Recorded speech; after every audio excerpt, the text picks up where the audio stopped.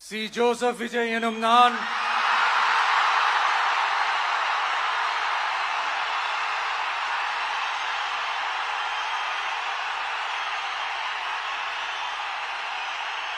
சட்டப்படி அமைக்கப்பெற்ற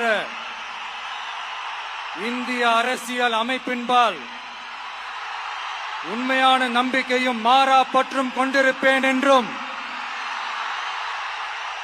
இந்திய நாட்டின்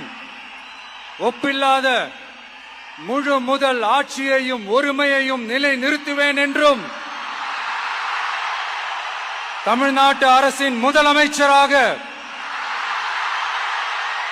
உண்மையாகவும் உளச்சான்றின்படியும் என் கடமைகளை நிறைவேற்றுவேன் என்றும் அரசியல் அமைப்பிற்கும் சட்டத்திற்கும் இணங்க அச்சமும் ஒருதலை சார்பு